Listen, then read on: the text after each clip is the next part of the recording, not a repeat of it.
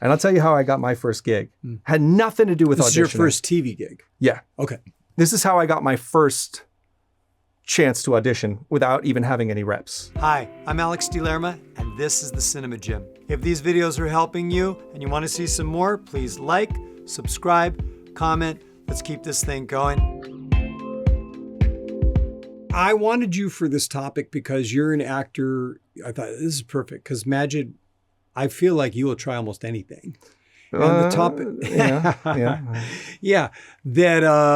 the topic is thinking outside the box to get the gig. Thinking outside the box means how can you bring something more to the audition that will capture the imagination of the casting director and the director and or executive producer, and that will put you in the running when maybe on paper you're not the guy because you don't have the IMDb credits, or you've only done like one co-star and now you're up for a series regular, but you did something that was outside the box. This is how I got my first chance to audition without even having any reps. I was working at a hotel, just working behind the front desk, and this guy came in to check in. Now, I knew this guy was a director because he was a theater director in New York, but he didn't know that I knew who he was.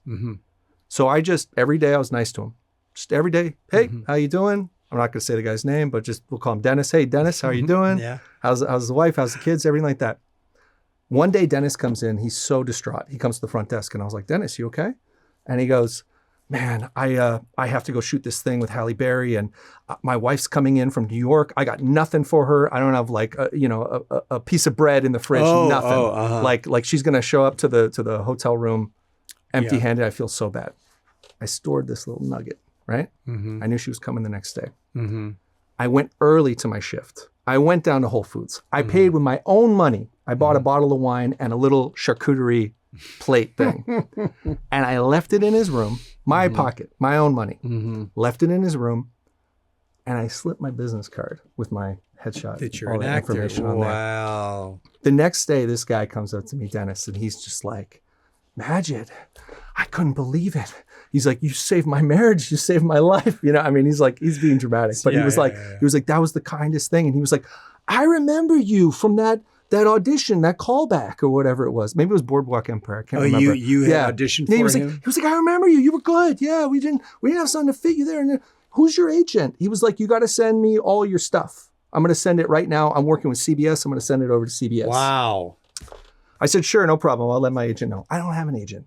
I had no reps. Nothing. I got nothing. Just my what is it? My word and my balls, and I don't break them for no one. That's right. As the saying goes.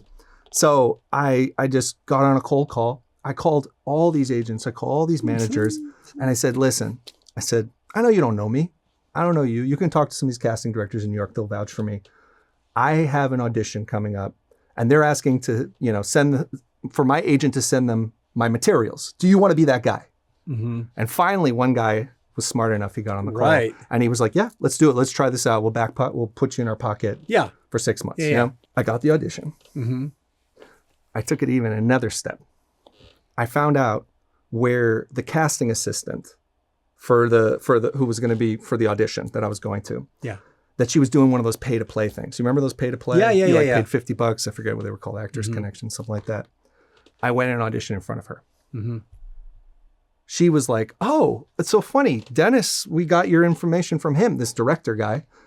So I was like up in their faces. By the time I got to the taping, which I nailed, by the way, because I knew that it was like, you only get one shot. Do not miss your chance to blow, right? Vomit on your sweated mom's spaghetti or whatever. Anyway, but, and so I got the gig. Now, wow. And I'm still with that same representation to this day. That's amazing. Nothing to do with acting. That's just that's a street smarts. I guess. It's funny because that's a different side of thinking outside of the box. That is brilliant, and it has it has more to do with the business of acting than the art of acting. I'm glad you went in that direction. I was going to talk about, there's things you can do within the audition. We can talk about that too. Yeah, but I like that you stretched it out to that because anytime you read an autobiography or a biography of a big iconic movie star, going all the way back to the beginning, to the present, everybody has a story. Of course. Yeah, when I was an actor, I pretended to have a management company, and I was my own manager. And I had a phone line, and I had, did you hold your nose or something? Were you like, hey, how you doing? Yeah. This is Alex Dilemma or whatever. This is Albert and Associates. Leave a message. Albert and Associates. Or whatever it is, right? I love it. And then I did I was in this play that was being directed by a film director. It went on for almost 2 years, the play that would never die. And that's normal in New York, but in LA, and I went, well, okay. This was in LA. This was in LA. Okay. And because he was trying to get investors in order to turn it into a movie. And then we started in a little theater, and then we went to a bigger one in Westwood. And so I was putting out the theater reviews, and I did this mass mailing. Yeah. Thinking outside the box, I go, manila envelopes. Who opens the manila envelope? This is back in the day when you mailed your stuff. Sure. So I bought these envelopes that were clear plastic, essentially heavy-duty industrial Ziploc bags. Yeah. So that they had to look at my face. Then I decided to, back in the day, they would have like delivery services. They'd have the breakdown services were delivered. Yep. And I then heard about I that. pretended to be a delivery person and I had about, a ton You of pretended to be the casting delivery guy? directors. I even walked on I walked on lots. I love it. I walked on lots. And then I'd have And they let cap. you on. You had the cap and everything. And right? one time I laid the thing down and the person at the desk immediately grabbed it and started looking at it. And I went, bye. And I was like, oh no, they're going to go, wait a minute. The delivery guy is the actor. I just busted my ass and I got 2 jobs out of it. That's awesome, One man. was a 2-day shoot on a Michael Jackson video with Okay. John Singleton directing. What was the Do song? you remember the time? And, do you remember the time? Right. when we fell in love? Uh-huh. But thinking outside the box extends beyond just the material. I'm glad that you went into this avenue. Yeah. I just think that whatever you think, get that linear idea of this career out of your head. Mm-hmm. It is not that at all. I can be that, but it's not like I go for a job. Just get creative with it, man, and have fun with it, because there are also people out there who have not taken one acting class. They have $10,000 a month to spend on a publicist.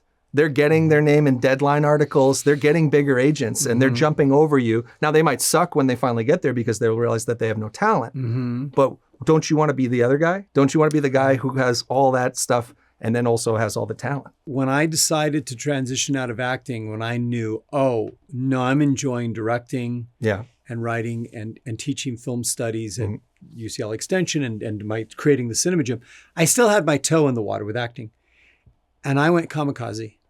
And it was the most fruitful. By kamikaze, I mean... Yeah, well, explain that. That means I don't care if I crash and burn by doing something crazy, like pretending that I am my own, I have a manager and that I'm delivering things on my own. And that I was like, what do I got to lose? Yeah.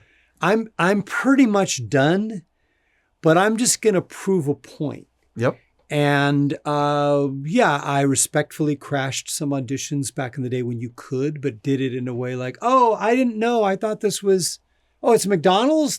You could go down to like 200 South La Brea, where they're auditioning in like 6. Back when they used to do in person. Right. You could get away, and if I faked it. Yeah. But it's just to wrap it up. It's just to... I saw the light go off. Is that a problem? Okay. I saw the red light go off and I was like, I guess we're done. That's how you find out. All right.